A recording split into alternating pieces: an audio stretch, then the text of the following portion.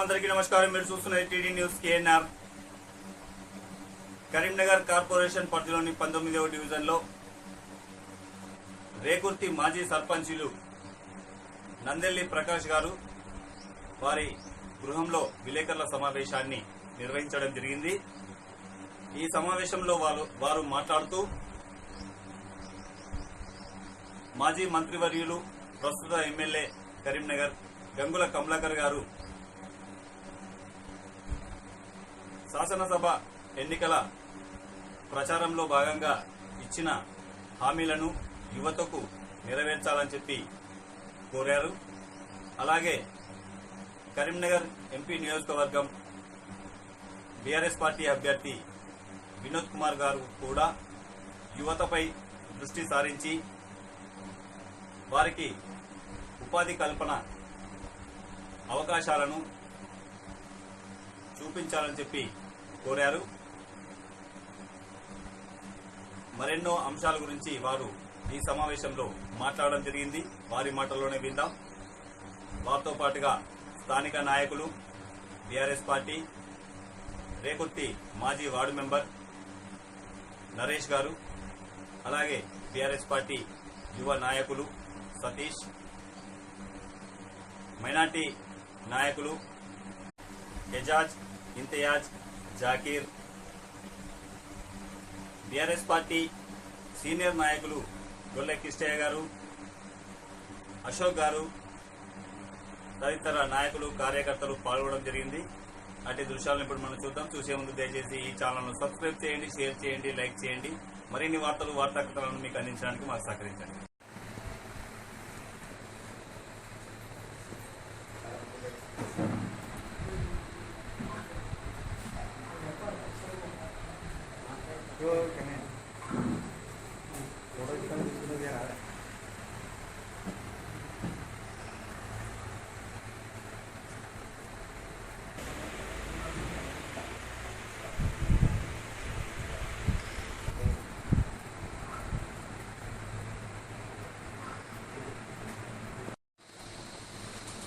ఇద్దరు ఎంపీలతోని తెలంగాణ రాష్ట్రాన్ని సాధించిన తదుపరి ఈ తెలంగాణ రాష్ట్రానికి హైదరాబాద్ రాజధాని.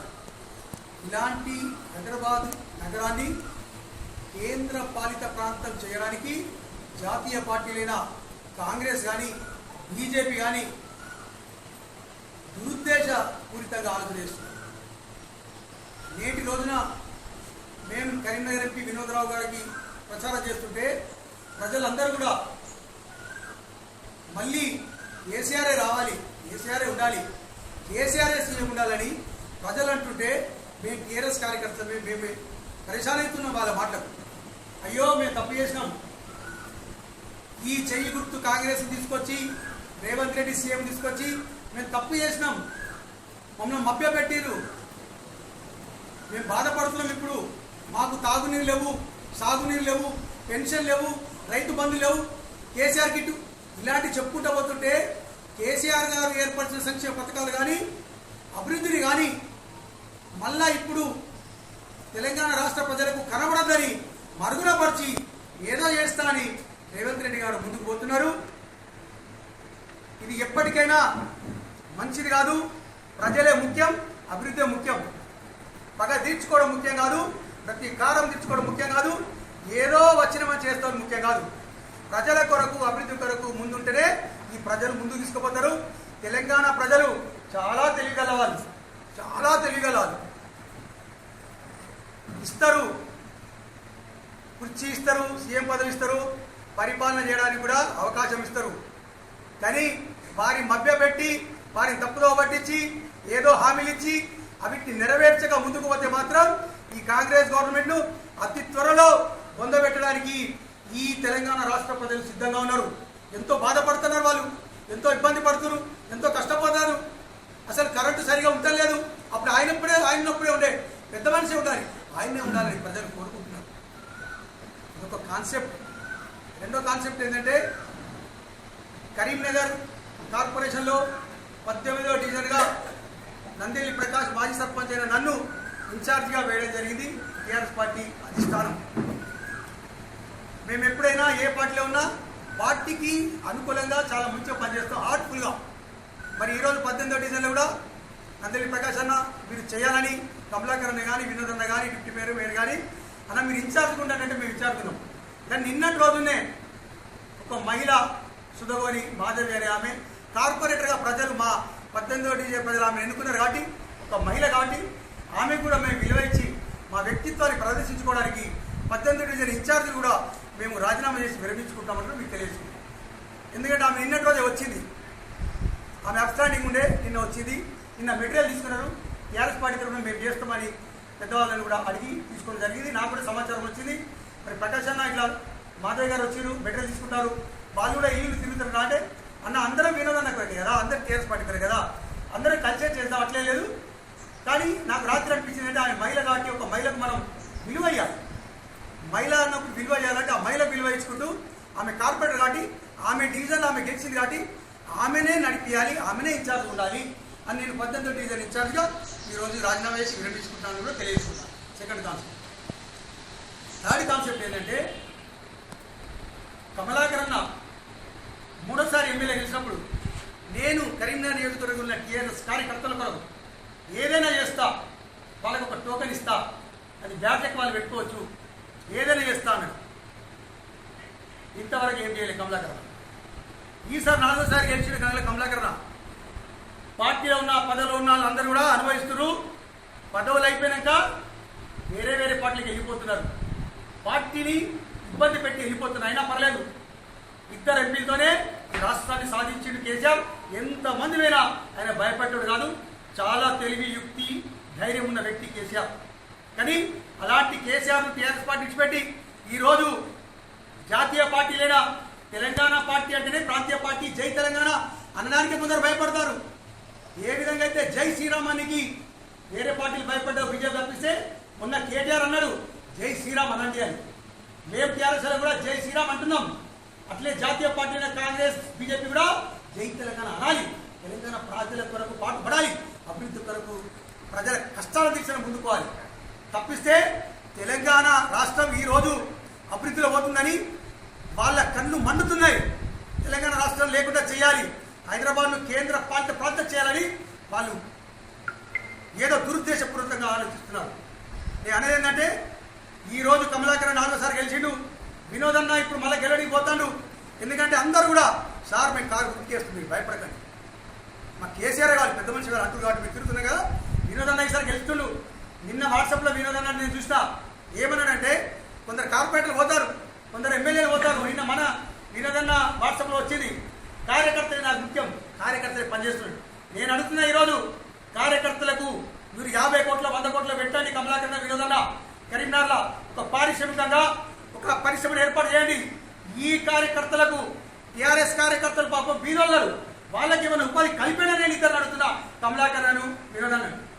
గెలిచిన తర్వాత నాకు తోలిసి చెప్పులు కుట్టిస్తా కార్యకర్తలు కంటే ఏం లాభం కార్యకర్తలు ఆ చెప్పులు తోలు కమలాకర్తో అవసరమా కార్యకర్తలు అని నేను అంటున్నా.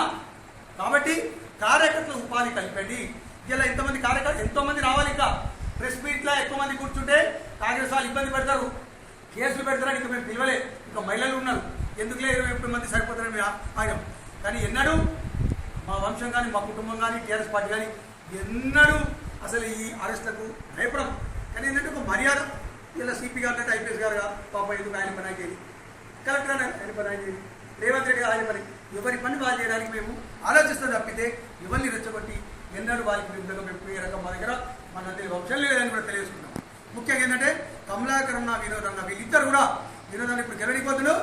ఎవరు గెలవలేని స్థానంలో కరీంనగర్ నగరంలో 4 సార్లు గెలిచిన వినోద్ కమలాకర్. కార్యకర్తలకు ఏమన్నా చేయాలి కరీంనగర్ నియోజకవర్గ కార్యకర్త కానీ కమలాకర్ను నేను ఈ ప్రెస్ మీట్ ద్వారా నందలి ప్రకాష్ అన్నను ఒక అన్న లెక్క ఒక తమ్ముడు కమలాకర్ను నేను కోరుకుంటున్నా. అన్న ఒక 50 కోట్లు 100 కోట్లు పెట్టి పారిశ్రామికంగా కరీంనగర్ లోకల్లో ఎక్కడే చుట్టుపక్కల ఒకటి పరిశ్రమ ఏర్పడేసి ఒక 100, 200, 300 మందిని ఉపాధి కల్పియండి. వాళ్ళు ఏం చేస్తున్నారంటే టీఆర్ఎస్ వాళ్ళు ఏమో ఇస్తారు, కమలాకర్ ఏమో ఇస్తారు, వినోద్ అన్న ఏమో ఇస్తారు, కేటీఆర్ కేసీఆర్ ఏమో ఇస్తారని కార్యకర్తలు చాలా మంది ఉపాధి లేదు. ఇలా 10,000 జీతం లేదు ఒక కార్యకర్త. ఇలా పిల్లలు సతీష్ ఉన్నాడు, ఇలా ఇక్కడ సతీష్ అడి ఆయన 10,000 జీతం లేదు పాపం.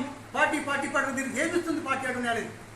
కాబట్టి కొన్ని జాల కొందరు ఎమ్మెల్యేలు ఎంపీలు మినిస్టర్లు కొందరు కార్యకర్తలు ఉపాధి కల్పిస్తున్నారు, ఇల్లు కట్టిస్తున్నారు, ఉద్యోగాలు ఇప్పిస్తున్నారు.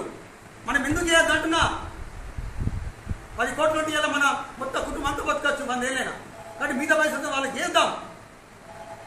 తోలసి వెళ్ళని చెప్పులు కుట్టిస్తాను కాదు విషయం. ఎవరైనా కానీ ఫ్యాక్ట్ మాట్లాడదాని. నేను జగన్ పార్టీలో ఉన్నప్పుడు ఫుల్ హార్ట్ పనిచేసిన, కాంగ్రెస్ ఉన్నప్పుడు హార్ట్ పనిచేసిన, టీడీపీలో హార్ట్, ఏ పార్టీలో ఉన్నా రేకుర్తి గ్రామ ప్రజలకు గ్రామం కొరకే పనిచేసిన. గ్రామం కొరకే ఫస్ట్ 2005లో మెర్జ్ అవుతుంది కార్పొరేషన్లో అని ఎంఎస్ఆర్ గారు చెప్పినప్పుడు కలవకుండా అందరినీ జమ చేసుకొని మీటింగ్ పెట్టి కోర్టుకు పోయి అప్పుడు కూడా కలవకుండా చేసినాం. అప్పుడు ఏం చేసినామంటే కాంగ్రెస్ వస్తేనే మంచిగా ఎంఎస్ఆర్ అంటే టీడీపీ కాంగ్రెస్. మళ్ళీ ఎప్పుడైతే రాజశేఖర్ చనిపోయినాక జగన్ను, రాజశేఖర్ భార్యను, విజయలక్ష్మి వాళ్ళందరినీ కూడా సోనియమ్మ ఎప్పుడైతే ఇంటికి రానియకుండా అపాయింట్మెంట్ ఇవ్వకుండా బయట పెట్టిందో, రాజశేఖర రెడ్డి కాంగ్రెస్ వాడుతున్నది, జగన్కి అపాయింట్మెంట్ ఇవ్వరా ఢిల్లీలో అని నేను కాంగ్రెస్ పార్టీ విడిచిపెట్టి జగన్ పార్టీ. అదే జగన్ ఎప్పుడైతే టీఆర్ఎస్కి అపాయింట్ చేసిండో, తెలంగాణకు అపాయింట్ చేసిండో, జగన్ పార్టీ విడిచిపెట్టి 2012-13లో టీఆర్ఎస్ పార్టీకి వచ్చిన. ఇప్పటికి అట్లే ఉన్నా. నేను ఎందుకు చెప్తున్నా అంటే టీఆర్ఎస్ పార్టీకి నేను వచ్చినప్పుడు నాకు మార్కెట్ కమిటీ చైర్మన్ ఇస్తామన్నారు. నేను 2 సార్లు సర్పంచ్, ఒకసారి ఉప సర్పంచ్. ఎన్నడూ కూడా ఏ పార్టీ తరఫున ఒక్క పని చేసుకోలే. లక్షల రూపాయల పార్టీ కూడా పనిచేసిన పెట్టినా. అందరూ కలిసి 100,000 జనాన్ని తరలించిన. ఏ మీటింగ్ అయినా ఇంతవరకు నాకు పార్టీ పదవి లేదు. నన్ను బీజేపీ అయినా ఎక్కించడం మొన్న అన్న మీకు ప్రోటోకాల్ పదవి ఇవ్వాలి. ఎందుకు ఇస్తాడు కమలాకరణ, ఎందుకు ఇస్తాడు వినోదన్న, మీరు ఇంత పని చేస్తుడు కరీంనగర్ రోజు అన్న ఎక్కిస్తూ పిక్కిస్తూ నాకు కాదు. నాకు అధిష్టానం ఏ నిర్ణయం తీసుకుంటే దానికి కట్టుబడి ఉండేవాడిని. కార్యకర్తలు బీదలకు ఉపాధి కల్పెట్టని వినోదన్నను, కమలాకరన్నను నేను అడుగుతున్నా. ఇది చెయ్యండి. ఇది చేసి మీ పేరు నిలుపుకోండి. మనకు భార్య, పిల్లలు, కుటుంబం, అన్నదమ్ములు ముఖ్యం కాదు. 4 సార్లు గెలిపించిన టీఆర్ఎస్ కార్యకర్తలు ముఖ్యమే. వినోదన్న మొన్న పెట్టిండు, కార్యకర్తలు ముఖ్యం. పార్టీ వాళ్ళు వెళ్ళిపోతున్నారు మన కార్పొరేట్ అయినప్పుడు అన్నాడు. పెట్టడం కాదు, చేసి చూపించాలి వినోదన్న. అది గొప్ప. మూడే కాన్సెప్ట్ ఏంటంటే 18వ డివిజన్ మైలు వచ్చింది కాబట్టి నిన్ననే మెటీరియల్ తీసుకుంది కాబట్టి నేను 18వ డివిజన్ ఇన్ఛార్జ్ విరమించుకుంటున్నా, రాజ్యం చేస్తున్నా. ఆమె ఉండని ముఖ్యంగా 17, 18, 19 పూర్వ రేకుర్తి గ్రామ ప్రజలకు తెలియజేయడం ఏంటంటే నేనున్నప్పుడు రేకుర్తిలో 2 సార్లు సర్పంచ్ చేసినాం కాబట్టి, ఒకసారి ఉప సర్పంచ్ చేసినాం కాబట్టి 17, 18, 19 3 డివిజన్లు ఏర్పడ్డది. 17 ఓ 50% ఉంటుంది. ఈ డివిజన్లో ప్రజలందరూ కూడా కోరుకునేది ఏంటంటే ప్రకాష్ అన్న కూడా ఏమన్నా ఉంటే మంచిగా ఉండు అని. కానీ నాకు ఎప్పుడు కోరికలు 10,000 పైసల మీద, పదవి పైసలు నందలి ప్రకాష్ వెనుకనే ఉరికి రావాలి తప్పితే నేను వాటి వెనుక ఎన్నడూ పోను. నేను దేవుని నమ్ముతా, వేరే ప్రజలు నమ్ముతా. పేదలకే భయపడతా, దేవునికే భయపడతా. ఎప్పుడు ఎన్నరూ ఎవరికి భయపడతా. కాబట్టి నాకేం చేయకున్నా పర్లేదు. అప్పటికెళ్ళి ఇప్పటివరకు ఎన్ని పార్టీలు మాత్రం ఏం చేసినా ఓన్లీ రేకుర్తి గ్రామ ప్రజల కొరకే పార్టీలు మారడం జరిగింది తప్పితే నా సొంత లాభం కొరకు నేను పార్టీలు మారలే. నాకు సొంత లాభం వద్దు. కానీ నా కార్యకర్తలకు వినోదన్న, కమలాకరణ ఏమైనా చేయాలని కోరుకుంటున్నా. వినోదన్న గెలవడానికి కూడా ఛాన్స్ ఉన్నది. దాన్ని వినియోగించుకొని సద్వినియోగం చేసుకుని ఆయన బాగా తిరుగుతాడు. కానీ కార్యకర్తలకు ఏమైనా చేస్తా అని కమలాకరణ, వినోదన్న ప్రకటించని కార్యకర్తలు సంతోషపడతారు, ఇంకా ముందుకు వస్తారు, ఇంకా పనిచేస్తారని నా కాన్సెప్ట్. పనిచేయరు. ఉపాధి కలిపినప్పుడు మంచి ఆలోచన పనులు ఏం చేస్తారంటే 4% మేము గెలిపిస్తే మాకు ఏం చేసిన కమలాకరణ కార్యకర్తలకు, కార్పొరేటర్, సర్పంచ్లకు ఎవడో బెదిరిస్తే వాళ్ళకి ఏమో చేస్తుంది. కానీ మేము ఎన్నడూ బెదిరేలే, మేము పదవులు అడగలే, మేము పైసలు అడగలే. హార్ట్ఫుల్ కార్యకర్తలు పనిచేస్తున్నాం, మాకేముంది అని వాళ్ళ మనసులో వచ్చినప్పుడు వినోదన్న గారు, కమలాకరణ గారు ఎవరైనా ఓడించారు. అంత శక్తి కార్యకర్తల దగ్గర ఉంది. కరీంనగర్ నియోజకవర్గ కార్యకర్తలు చాలా తెలివిపరులు, చాలా శక్తియుక్తులు గలవారు. అందుకే కమలాకరణ 6 సార్లు గెలిచించారు సార్.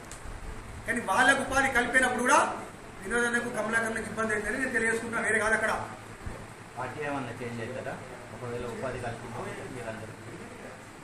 ఇలా నా ఎంబడి ఎంతో మంది వస్తారు. నేను బీజేపీ అయినా కాంగ్రెస్ అయినా ఇప్పటికీ ఎంతో మంది అన్న బీజేపీ రాని, మీకు దేవుడు అంటే బాగా, భక్తి అంటే బాగా, రాని ఇప్పటికంటే కూడా కమలాకరణ ఉన్నంత వరకు మీరు 100 కోట్లు ఇచ్చినా, నా బ్యాంకులు వేసినా, మీరు 100 కోట్లు ఖర్చు పెడతారన్నా, నాకు ఎమ్మెల్యే టికెట్ ఇస్తానా అని నేను బీజేపీకి రాను కమలాకరణ ఉన్నంత వరకు. ఎందుకంటే ఆయన ఒక రిలేషను, ఆయన ఒక అభివృద్ధి దాత, ప్రదాత, ప్రజలకు సేవ చేసే వ్యక్తి. కానీ ఒక్క కార్యకర్తకు మాత్రం ఉపాధి కల్పిస్తానని 3 సార్లు గెలిచినప్పుడు అన్నాడు. ఈసారి 4వ సారి తోలు తీసి చెప్పులు కుట్టిస్తాను, మాకు కావాల్సినది కాదు, ఏదన్నా ఉపాధి చేయండి అని కమలాకరణ అంటాను. ప్రెస్ మీట్ దానిలో డైరెక్ట్ అడుగుతుంది. ప్రతి ఒక్కరు కూడా కాంగ్రెస్ కానీ బీజేపీ కానీ కేసీఆర్ 5 లక్షల కోట్ల 6 లక్షల కోట్ల రూపాయలు అప్పు చేసినట్టుంది కదా. మరి టీఆర్ఎస్ గవర్నమెంట్, కేసీఆర్ కానీ కేటీఆర్ కానీ ఈ ప్రజల మీద ఎప్పుడన్నా అప్పు కట్టూరి అని ఏదైనా బిల్లు కానీ ఏదైనా కాగితం కానీ ఏదైనా మెమో లెక్క మాకు పంపించిందా? కాంగ్రెస్ వాళ్ళు, బీజేపీ వాళ్ళు, టీఆర్ఎస్ వాళ్ళు, రైతులు, కర్షకులు ఎంతో మంది ఉన్నారు కదా. మరి 5,06,00,000 కోట్ల అప్పు అయింది మాకు తెలంగాణ రాష్ట్రం నేను మెయింటైన్ చేస్తుంటే రాష్ట్రం సాధించాక. మరి దాన్ని మీరు కట్టూరి అని మనిషికి 10,000, 20,000, లక్షలు మనకు అప్పు అయిందా? కాలే కదా అంటున్నా. మరి 5,00,000 కోట్లు, 6,00,000 కోట్లు అప్పు చేస్తే ఏమవుతుంది? మెయింటైన్ చేస్తుడు కావాలి కదా. సాధించడే గొప్ప కాదు, సాధించిన దాన్ని తెలంగాణ బంగారు తెలంగాణ తీసుకొచ్చి తెలంగాణ రాష్ట్రంలో ప్రజలందరికీ సేవ చేసి పథకాలు తీసుకొచ్చి ప్రతి ఒక్కరికి ఏదో విధంగా సహాయ సహకారాలు అందించే విధంగా ముందుకు పోవాలి కదా అంటున్నా.